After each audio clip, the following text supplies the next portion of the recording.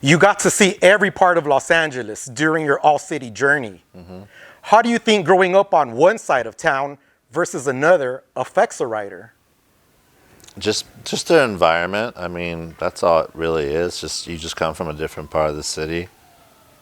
Could you have reached all-city status without a riding partner like SER?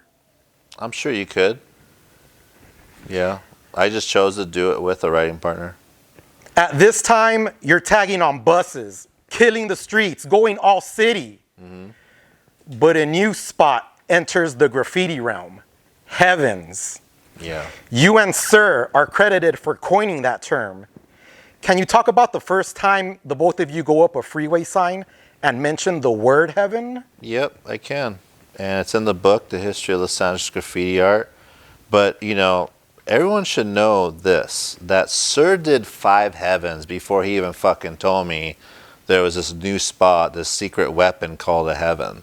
You know, you had IFK just like really coming out strong, but you had other riders that were killing the freeways too. They were called freeway bombers, you know, FB.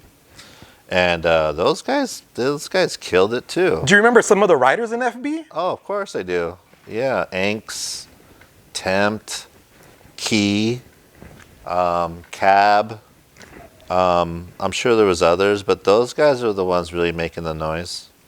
And SER wanted to make sure that the whole city knew who the interstate freeway killers were. So he had this secret weapon, and he did 5 of them before he even showed me one. Was SER the first rider to ever catch those freeway signs, would you say? Absolutely. Wow. Without a doubt. Can you tell us the story how the term comes about? Yep. So we're walking on the expressway from Alameda, that goes from Alameda all the way down through Big Hazard and all the way to Almonte, really. I mean, it goes far. And so we're walking the first leg of the expressway, right where the LAPD parks their helicopters. And we're walking on it, and it's kind of elevated now. And me and SER are walking, and he's like, I got this new spot. I'm like thinking, we've done all this shit before, you know?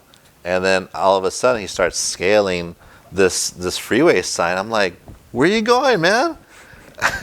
He's like, what, like, where are you going the other side of the freeway? Like you're scaling, like, is this a bridge now? He's like, no, come on. And so we're like, it's a Saturday night.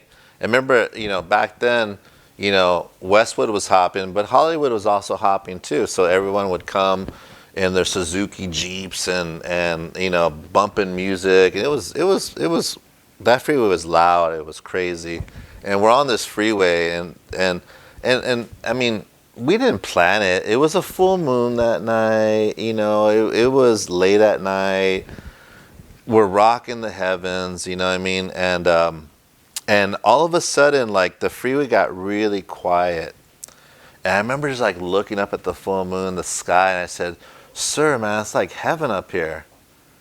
And that's what he said he was gonna call his spot, the Heavens.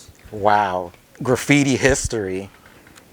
In your opinion, is a heaven a freeway sign, or are billboards also considered heavens? That's a great question. You know, people have defined it in different ways, you know. I think that anytime you're really up high and you can see it from the freeway, it's a heaven to me. Graffiti writers have their own language. Words like heavens, bombing, racking, landmarks, and toys. Where do these terms originate from? Have you been able to trace their origins? I think some of them come from New York writers. Now, I'd like to talk about some of the well-known crews you're associated with. Okay. For beginners, WCA. Yeah. How do you first join that crew, and who recruits you? You know, I was riding with Risky a lot. One day Risky said, I'm going to pick you up around 6 in the morning. And I said, okay, you know. And so he picks me up 6 in the morning, and he's like, are you ready? And I go, yeah. Ready for what? I don't know, but let's go, you know. And we go to Belmont. And I'll never forget that. And I'm like, I said, oh man, we're walking down the driveway there. And I see all my homeboys from Rockwood like just kicking it right there. And I'm like, what are we doing here? Like, what's going on here? And it's like, we're going to battle K2S. And I'm like, WCA is going to battle K2S? Wow. I remember just tripping out on that. And we all assembled on the bottom, on the big, long wall. And K2S had the driveway wall there. And I remember Tane, he started asking everybody, okay, you got can control? And someone would say, yeah, okay, you're painting. You got can control? Yeah, you're painting. I remember he came up to me and he goes, you have can control? And I go, what's that? He's like, you're not painting.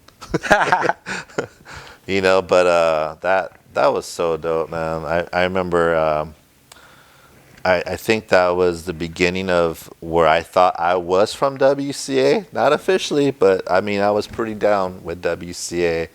And Rival put me down in WCA inside his house, in his room, and that day, he was filling his oats and stuff, and he called everybody. He's like, "Yo, you're out!" Like he kicked everybody out WCA. He's like, "It's just me and you now, Wisk. We're WCA." I knew that he was on one. I knew that those guys weren't out of WCA. Like, how do you kick out legends from WCA? But that's how I got down. Rival, rest in peace.